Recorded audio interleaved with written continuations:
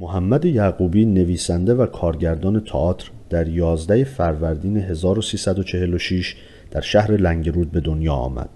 تحصیلاتش را تا مدرک لیسانس در رشته حقوق قضایی ادامه داد و در همان دوران نیز زیر نظر استادانی چون حمید سمندریان و مهین اسکویی در کلاس‌های بازیگری حضور یافت.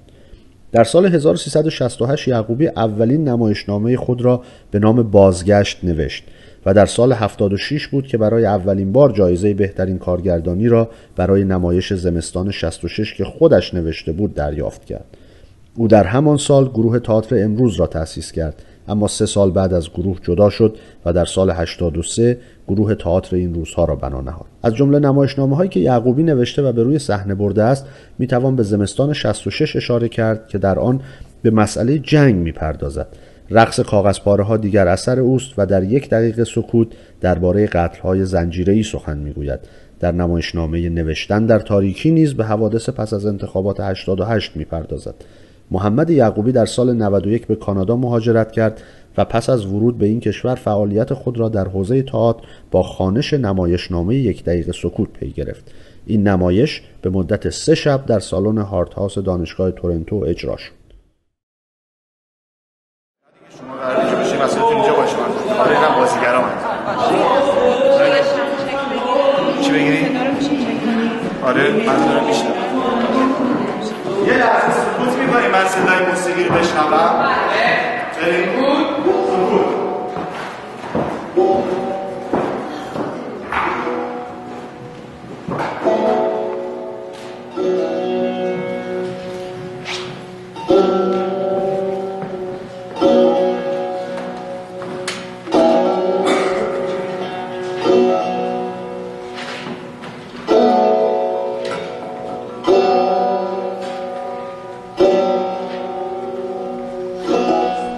اگه بخوام یه جایی برم، همیشه فکر این بودم که یه جایی برم توی فضای دیگه‌ای قرار بگیرم ببینم چه اتفاقی میفته.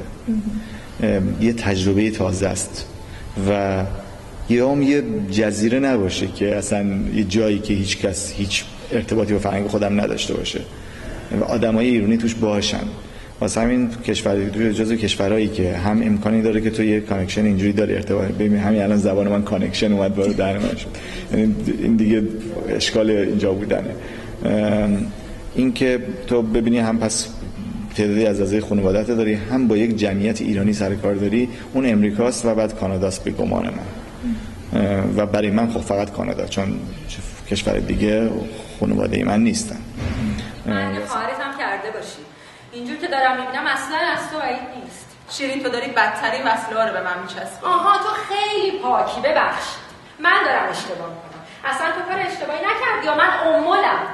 اصلا غیر عادی نیست که با شوهر خواهرش رو هم بریزه بعد مغزشو شستشو بده که خواهرشو طلاق بده و خودش با شوهر خواهرش ازدواج کنه. اصلا غیر عادی نیست، اصلا بی اخلاقی نیست. الان امروز دو تا تماشاگر نیتیو اینجا اومدن کار ما رو دیدن. خب این که سر کله بزنم با این آدما و اصلا چرا اینا اومدن، چه ارتباطی میگیرن، برام خوشاینده. برای شما بهانه‌ای میده من که اون پروژه‌ای که واقعا چندین سال بود روش فکر می‌کردم که ببینم کارام اگه بخوام به زبان انگلیسی اجرا کنم چی میشه. خب تا همچین فضایی این فرصت پیش میاد که تو احساس میکنی که میخوای محک بزنی که الان مثلا 2 تا از کارام ترجمه خوبی از روش هست. یکی همین 1 دقیقه سکوته، یکی هم نمایشنامه خوش‌سالی و دروغ و زمستان 66 البته. خب یعنی این 2 تا ترجمه قابل قبولی ان. چند تا دیگه هم ترجمه شده ولی من ازشون مطمئن نیستم. خب اگه بدونم که میتونم حالا یه ارتباطی هم با کسی برقرار کنم که اصلا با زبان دیگه ای، اونم چیز خوشایندیه دیگه. اینا فرصتی که تو اینجا به دست میاری. و یک اتفاق دیگه هم شاید امیدوارم برای من بیفته، اینه که دیگه دغدغه ممیزی نداری میتونی هر جا بخواد اجرا بکنی. حالا من چی کار میخوام بکنم؟ آیا من حالا میتونم از این فرصت استفاده کنم؟ آیا ذهنم اون قفسی که ما توش هستیم و فراموش میکنه؟ میاد اگه یاد باشه نوشتن در تاریکی راجع به همین بود، یه شعری بود اونجا میگه مردی خود را بدار آویخت زان که قفس را در گوش اما پرنده نرفت. خب حالا من اگه اون پرنده‌ای ام که از این قفس اومدم بیرون چه کار میخوام بکنم؟ آیا میتونم کاری بکنم که خودم راضی باشم، احساس کنم که به هر حال گرچه من وارد توی ایرانم همش میگم که میخوام سانسور رو فرار کنم ازش دور بزنم، ولی به هر حال همین که میخوام ازش دور بزنم یعنی سانسور تو ذهن من وجود داره که من میخوام میبینمش. حالا دیگه اگه اینجا وجود نداره من چی کار میخوام بکنم؟ اینا فرصت‌های عجیب غریبیه که با زندگی در اینجا به دست میاد. شاه رفت. بابا کجاست؟ زنگ زدم خونه ایران. الان زنم که سلطنتی نیست، جمهوریه. یعنی دیگه شاه نداره. منم حرفامو بزنم. بابا خواستم با خودش ببرم. اون که بیدار نمیشدی بری گذرنامه بگیری. حالا امشب زنگ می‌زنیم خبرشون می‌کنیم که تو بیدار شدی. ایرج کجاست؟ ولی کاش بیدار بودی دیدی چه خبر. مردم می‌خوان خیابون شما مرگ برشون. شاه گریه‌اش گرفته بود. فرام گریه‌اش گرفته بود. ولی شاه بود که یه مش خاک ایران رو با خودش برد، نه شهبانو فرح. خدای من یعنی چی که من 3 سال خوابیدم؟ باید دیگه داشتی بخوابی دیگه، اون کسر خواب داشتی. ببینم شیوا تو این 3 سال خوابم می‌دیدی؟ چیزی یادم نمیاد. ببین من خیلی وقتی که منتظر همچین روزی هستم که بیدار شی ببریم بیرون. انقدر دلم میخواد قیافت رو ببینم وقتی با تعجب به همه چیز نگاه می‌کنی. جیمی تو رو خدا همین حالا ببریش بیرون بگردیم. خیلی دلم میخواد قیافی بهت زده‌شو ببینم. ببین شیوا اصلا تعجب نکنی یا وقتی تو خیابون می‌بینی همه زنا حجاب دارن. چرا همه حجاب دارن؟ انقلاب شده دیگه. در مسجد میشن همه رو بستن. خواننده‌ها همه در رفتن. هر کی می‌خواست بره یه مش خاک رو با خوش بود. همین ابی یه مش خاک با خوش بود. چیزی نمون خاک مملکت تموم شه. اینجا خونه کیه؟ خونه صاحب اینجا از اونایی بود که یه مش خاک رو برداشت و در رفت. راستش بخوای از این نظر شاید برام جالبه که با مخاطبی دارم کار میکنم که به هر حال توی فضای دیگه‌ای داره زندگی میکنه، شاید بعضیشون سالها ایران نبودن، واسه همین اونا یه جور دیگه ارتباط میگیرن. از این نظر برای من جالبه، یعنی یه فضای دیگه دارم تجربه میکنم. با خودم میگم که چرا ما مطمئنیم مثلا نمایشنامه انگلیسی زبان تو ایران اجرا میشه مخاطب داره؟ میبینی که ایرانی‌ها، کارگردان ایرانی با اعتماد به نفس کامل نمایشنامه‌های خارجی رو برمی دارن کار میکنن. خب همونطوری که من میگم که همونطوری که نمایشنامه‌های کشورهای دیگه وارد میشه در ایران، ما هم باید آثار خودمون رو صادر کنیم. اگه کسی به داد من نمیرسه خودم باید به داد خودم برسم. واسه همین اگه نمایشنامه هست خب پس چرا ترجمه شده چرا این کارو نکنم؟ ببین ممکن اصلا این اتفاق الان نیفته، 5 سال بعد بیفته، نمیدونم. خوشحال میشم سال بعد بیفته، ولی اینقدر دیگه چیز نیستم، خوشبین نیستم میگم سال بعد حتما میفته. سال بعد ممکنه، امیدوارم، یه گپ و گفتی از شاید نمایشنامه‌خوانی به انگلیسی زبان توی یافتی بشه، ولی اجرا نخواهد بود، یک نمایشنامه‌خوانی خواهد بود. ولی اینکه خود اجرا بشه زمان میبره، ولی فکر میکنم که شدنیه، چون حتما خودت هم دیدی، همونطور که من دیدم، خیلی هم دیدیم، بسیاری نمایشنامه‌های غیر ایرانی تو ایران اجرا میشه، ترجمه میشه که تو میگی برای چی این ترجمه شده، برای چی داره اجرا میشه، و معناش اینه که خوب صادر شده، خوب روش کار شده. و نمایشنامه ما هم یک کالاه، نمایشنامه ایرانی هم همونطور که اونها یک کالاه، باید بتونه خوب پرزنت بشه، خوب معرفی بشه. و همونطور که اولش گفتم من مطمئن نبودم، خب بهتر بگم نبودم، ولی الان دیگه درباره یک دقیقه سکوت تقریبا میتونم بگم مطمئنم، چون حداقل فکر کنم 4 یا 5 نفر نیتیو اینجا خوندنش، به من گفتن این اجرا کن. فقط پشه‌های ماده روی بدن انسان می‌نشینن و نیش میزنن. پشه‌های ماده در دوران بارداری خود برای مکیدن خون روی بدن انسان می‌نشینن. گوش میدی؟ نوشته پشه‌های ماده نیش میزنن. نه جماعت معرفت دارن خانم، معرفت دارن. مطمئن بودم پشه‌های در همچین کاری نمی‌کنن. کجا بودم؟ اپیروس. آره اسمش اپیروسه. اپیروس نر وقتی که به قول معروف هوس عشق بازی میکنه، قبل از نزدیک شدن به ماده از ترس برای خودش رو در رو درست میکنه. بعد با ترس و لرز و پر از تمنا میره سمت خانم اپیروس. گاهی پیش میاد که خانم اپیروس اصلا فرصت نمیده آقای کار خودشو بکنه. خانم درجا آقا رو میده میخوره. ولی اگه خانم داره دماغ اشبازی داشته باشه، شروع میکنه به اشوه‌گری و شرم و حیا و از این لوسبازی‌ها. نره احمقم سرمست از شهوت دنبالش میکنه و بالاخره خانم خودش تسلیم میکنه. حالا شاخکاشون رو با مهربونی به هم میزنن، به هم دل میدن، قلبه میگیرن، اما همین که کار تموم میشه ماده که از نره قوی تره خودشو میندازه رو نره و با ظرافت تمام آقاه رو میخوره. البته اگه آقای زرنگ باشه تو ترقب میکشه از اون راه نجات خودش که درست کرده میزنه به چاک. خب بعد چند روز دوباره از سر ناچاری روز از نام آخوندکای ماده وحشتناکترن. خب واقعیت اینه که اینجا فرصت کافی وجود نداره برای اینکه بچهای تئاتری اینجا کار بکنن، واسه همین کمکارن و این چیزی نیست که تو بتونی تو باید همیشه در ارتباط باشی با تئاتر. اگه نباشی بالاخره بازی چیز میشه، اشکال پیدا میکنه. یعنی من خب با بچه‌ها آشنا شدم که فوق العاده با استعدادن، ولی میبینم که آره چون فاصله گرفتن یه خورده چیز شدن، یعنی به قول معروف باید تمرین کنن، یعنی انگار رو غلطک نیستن. فکر میکنم راهش هم فقط داشتن یک گروهی که با هم مستمر کار بکنن، یعنی اینجوری نباشه که هر بار یک کار اجرا میخواد بشه دور هم جمع بشن. یه گروه که هر هفته جمع شن دور هم نمایشنامه بخونن، اصلا ممکنه اون برای اجرا نباشه، برای خودشون دارن میکنن، بلندخوانی دارن میکنن، اتود میزنن، تمرین میکنن تا آماده بشن یه روزی بخوان اجرا بکنن. حالا مثل مسواک زدنه، یعنی نمیتونیم بگیم که آها من دندونام سالمه. نه، اگه طرف مسواک نزنه یه مدتی دندوناش خراب میشه. بازیگر باید همیشه در تمرین بکنه، همیشه در ارتباط باشه با یه گروهی با هم. اگه یعنی اشکالی وجود داره که به نظر داره در اینجا اینه که بچهای اینجا خب فرصت اینو ندارن. بعد به هر حال اینجا یه آزادیایی وجود داره ولی اشکالات خودش هم داره، یعنی سخت جایی رو گرفتن، گرونه. به هر حال تو ایران شاید راحت‌تر بشه آدم پیدا بکنه، بعد گرفتارن آدم‌ها مجبورن شغل دیگه‌ای داشته باشن و اینا دست به دست هم داده که بچه‌ها براشون سخت باشه. من سعی خودم کردم این کاری بکنم، امیدوارم بتونم این ادامه بدم. این واقعا شخصا مشکل من تعادلی حل میکنه اگه این ادامه پیدا کنه. این کلاسایی که دارم برگزار میکنم فقط برای نیست که اون بچه‌ها از من تئاتر یاد بگیرن، برای اینکه منم تئاتر کار بکنم. منم وقتی دارم به بچه‌ها میگم که اینجوری کار بکنی، بچه‌ها دارم یاد میدم، خودم دارم یاد میگیرم. در واقع خودم در مرز شغلم هستم، در مرز حرفه‌ای هستم که دوستش دارم و واسه همین راهی که برای خودم پیدا کردم اینه. یا حتی همین نمایشنامه‌خوانی، خب اجرا که نیست، نمایشنامه‌خوانیه، ولی راهیه برای ارتباط، برای اینکه من توی حرفه خودم همچنان نفس بکشم، حرف بزنم راجع به تئاتر. و فکر میکنم که اگه این کارو نکنم اون وقت کسی دیگه‌ای که بیاد همین انتقاد به من وارد میدونه، میگه چون مدتی کار نکرده الان رو فرم نیست. هستی دکتر رفت دوربین را فشار می‌دهد و میرود روبروی آن می‌نشیند. سلام مامان، نامتو خوندم. خیلی خوشحالم که میشنوم به اون عادت کردی. از این به بعد هر از گاه فیلم میفرستم برات. خوشحالم که دیگه مجبور نیستم برات نامه بنویسم. این کار خب خیلی بهتر از نامه نوشتنه. من اینجوری راحت‌ترم. اول بذار از کنجکاوی درت بیارم این آقای با شخصیتی رو که کنارمه معرفی کنم. سهراب یکتا شوهرم. آره مامان، من بازم ازدواج کردم. بیشتر از یه ماهی که ما با هم ازدواج کردیم. حالا سهراب خودش با شما حرف میزنه. سلام.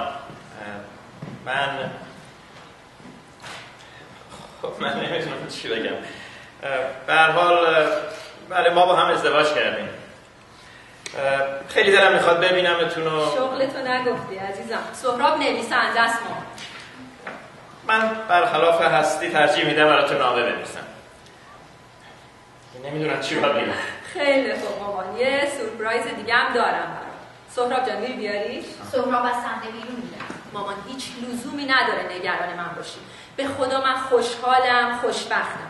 من مطمئنم که دلت میخواد ببینی توی چه جور خونه‌ای زندگی می‌کنم. به موقعش من دوربینو برمی‌دارم میبرم همه اتاقا رو نشون میدم. هرگز پیشگوی موفقی نبودم، ولی خب طبیعیه که دلم میخواد که در حالی که این امکانو دارم، این امکان برام به وجود بیاد که تماشاگر اینجایی یعنی انگلیسی زبان کار منو ببینه، باشه ارتباط بگیره. دلم نمیخواد تماشاگر ایرانیمو از دست بدم. دلم میخواد که یعنی فکر میکنم این یک امتیاز برای ماست. یه بار فکر کنم که همین بکنم یه ماه پیش یا 2 هفته پیش بود، آیدا خسته شده بود گفت که ما چرا اینجا هستیم. خب ما چرا اینجا هستیم؟ گفتم که برای اینکه ما انگلیسی یه روزی یاد بگیریم، انگلیسیمون خوب بشه، چون کلاس زبان میریم که بعد یه روزی ما 2 تا زبان بلد باشیم. خب در مقایسه با کسایی که اینجا فقط انگلیسی بلدن. این شوخی باش کردم. یعنی میخوام بگم که اگه من بتونم نمایشنامه‌مو به زبان انگلیسی اجرا کنم، اگه حتما این فرصت و این امتیاز رو از خودم محروم از این امتیاز نمی کنم که میتونم اینو به زبان فارسی هم اجرا بکنم، زبانی که باهاش بزرگ شدم. هر چقدر اجرای اثرم به زبان انگلیسی بتونه خیلی دیگه خوشبین باشیم، موفق بشه، هرگز نمیتونه اون حظی رو به من بده که از مثلا برخوردی که تماشاگر ایرانی با اثرم میکنه. چون من میدونم در اثرم به زبان دیگه بخشی از زبان ورزیشو که لااقل از دست میده، اینو که مطمئنم، واسه همین نمیتونه اونقدر برای من، ولی یک موقعیتی که من میخوام بهش فکر کنم، میخوام به هر حال برام لذت بخشه، نه به قیمت از دست دادن فرصت‌های زبان فارسی. امیدوارم امکانی برام در 10 سال آینده پیش بیاد که هر دوتا رو داشته باشم، به قیمت از دست دادن یکی دیگه نباشه. من هنوزم دوست دارم. رامی، من زنگ زدم حالتو بپرسم. فقط میخواستم بدونی که هنوزم دوست دارم. مرسی. خیلی خوشحالم کردی که زنگ زدی. تو هنوز ازدواج نکردی؟ نه. چرا؟ تو که خوب میدونی چرا. خب میشه گفت تو عوض نشد. هر بار که بیدار میشم چیزی که خیلی اذیتم میکنه اینه که آدما رو میبینم خیلی عوض شده. شیوا. بله. مرسی که بهم زنگ زدی. مرسی که یاد من افتادی. داشتم شعرهای فروغ رو میخوندم یاد تو افتادم. تو هنوزم شعرهاشو از بری؟ آره. طرز شعر خوندن تو رو همیشه دوست داشتم. پس به این یکی گوش کن. عشق را کشتند و مردانی را که عشق می باختند، ترانه را کشتند و مردانی را که ترانه می خواندند. آنان هر چیز خوب این سرزمین را کشتند. شعر فروغه؟ نه، شاعرش ایرونی نیست، یه آدمیه به اسم خصوص لوپس پاچکو. ولی دلیل دیگه که 1 دقیقه سکوتو اجرا کردم، صرف نظر از این که گفتم ترجمه خوبی از روش وجود داره و بهانه من این بود که این بهانه بشه که بعد من حالا برم سراغ اجرای به زبان انگلیسیش. علاوه بر این بود که 1 دقیقه سکوتو کار من خیلی شاخصه، خیلی دربارش میشناسنش، خیلی کنجکاوم ببینن که این چی بوده و یه سری فن داره برای خودش. یعنی تقریبا میتونم بگم ایران 1 دقیقه سکوتو میتونم بگم که اگه هر سال اجرا کنم هر سال تماشاگر دارم، اینو شک ندارم، این بهم ثابت شده. من دقیقاً و حالا میام اینجا پس میخوام ببینم که بازخورد اونجا در اینجا چی میبینم و البته در کنار این اتفاق دیگه هم بود که باید بهش اشاره بکنم. اون موقعی که من اولین بار اجرا کردم همزمان شد با سالگرد قتل‌های زنجیره‌ای. از این به این دلیل فکر کردم که خوبه، و الا واقعیت اینه که من قبل از این 1 دقیقه سکوت کار کنم برنامه من این بود که پروف رو کار کنم. برهان نوشته دیوید آبورن که من بازنویسیش کردم، اقتباسش کردم. بعد یعنی به فاصله بگم که یعنی من وقتی پام گذاشتم اینجا هنوز قرار بود برهان اجرا بشه. بعد یهو هر چی فکر کردم دیدم که نکنه یهو مثلا اینجوری بشه که بگن آقا کپی رایت کو، تو باید اجازه میگرفتی. اینا باعث شد که صرف نظر کنم ازش و بگم که خب حالا چه اجرا کنم. رسیدم به 1 دقیقه سکوت چون دیدم که همزمان با سالگرد و این که توی نمایشنامه منم شاخصه، کما این که انگلیسیشو دادم به بعضی از این مثلا معلمای خودم که خوندن اینجا، همشون خیلی ارتباط خوبی گرفتن. کنجکاو بودم ببینم که یکی که هیچی راجع به ما نمیدونه چه ارتباطی میگیره و دیدم که ارتباط خوبی هم باش گرفتم. بنای کاخ دشمن دیر چو بیرون رود فرشته در آید. ایران ایران ایران رگبار مسلسل به لاله در خون خفته، شهید دست از جان شسته. تاریکی. واقعیت اینه که وقتی من زمستان 66 کار کردم اولین بار شنیدم. یکی در موردش من تعریف میکرد، گفت که خیلی کارتون خوبه ولی حیف که تاریخ مصرف داره. بعد منم که نمی‌تونم دفاع کنم، واقعا فکر کردم راست میگه دیگه. بعد گفتم آره ولی خب چیکار کنم، من اینجوری میتونم بنویسم دیگه. من و حتی سر نوشتن در تاریکی گفتم اصلا نمیخوام به این فکر کنم که 30 سال بعد نوشتن در تاریکی ارزش اجرا داره یا نه. برای مهمه که الان اجرا مردم دارن میبینن و تئاتر هنر زنده است. پس با تئاتر مثل رمان و سینما برخورد نکنیم. گرچه تو سینما و رمان هم به نظر من اشتباه محض آدم به 40 سال بعد فکر کنه وقتی برای الان می‌نویسی، ولی من میگم خب بالاخره یکی کتابی چاپ میکنه 50 سال بعد کشفش میکنن. ولی تئاتر تو میخوای اجرا کنی، آدمی که الان میاد تو سالن نشسته اون آدم زنده ارتباط نگیره، تو امیدوار باشی، به نظرم تفکر خامیه. از این منظر خب وقتی اون موقع سال 79 76 77 اون آدم حرف زد، کمک بزرگی به من کرد که لااقل تکلیفم با خودم روشن بشه که آره من اصلا اینجوری میتونم بنویسم و اگه اینجوری موفقم میخوام این راهو ادامه بدم. خب ولی زمان گذشت، یک دقیقه سکوت اجرا کردم، همین تغییر به وجود آورد. زمان گذشت، سال 90 یک دقیقه، سال 89 یک دقیقه سکوت اجرا شد، تماشاگر لبریز بود تو سالن مولوی. سال 90 یک زمستان 66 اجرا شد، پر تماشاگرترین تئاتر چارسو در 30 چند سال گذشته بود. من ثابت کرد که پس اون اشتباه میکرد. هفته پیش 2 نویسنده به قتل رسیدن. هر دوشون جزو نویسنده‌هایی بودن، جزو 134 نویسنده‌ای بودن که نامه‌ای رو برای آزادی بیان امضا کرده بودن. منم یکی از امضا کننده‌های اون نامه. شاید یکی از همین روزا منم کشته بشم. دیگه نمیتونم بنویسم، نمیتونم بخونم، فقط میتونم حرف بزنم. همسر و بچه‌مو فرستادم شهرستان خونه پدر و مادرم. راستش میترسیدم اگه همسر و بچه‌م اینجا باشن بلایی سرشون بیاد. هر روز با نگرانی میرم سر کار. وقتایی هم که خونم اگه کسی زنگ خونه رو بزنه نمیرم در باز کنم. من الان در وضعیتی زندگی میکنم که از 1 ساعت بعد خودم میترسم. در زندگیم نه کسی رو کشتم، نه مال کسی رو دزدیدم، نه سر کسی کلاه گذاشتم، نه تقلبی کردم. من فقط برای نوشتن تبدیل به قتل شدم. اگه اصلا این یک کلیشه است جمله‌ای که فلان چیز شعاریه فلان چیز شعاری نیست. اگه مثلا پینتر میاد توی مراسم جایزه نوبل یه سخنرانی میکنه، ما نمیتونیم بگیم شعار میده. اون جمله ها چون در مراسم نوبل گفته میشه دیگه شعار نیست، چون در جایگاه درستش گفته شده. من مطمئنم شبیه این حرفو تو مصاحبه با هم توی درباره نوشتن در تاریکی هم گفتم. اونجا یادم این بحث میشد که این روزنامه‌نگارا دارن شعار میدن. من گفتم نه، وقتی که الان من و شما داریم هم حرف میزنیم، حرفمون درباره تئاتره.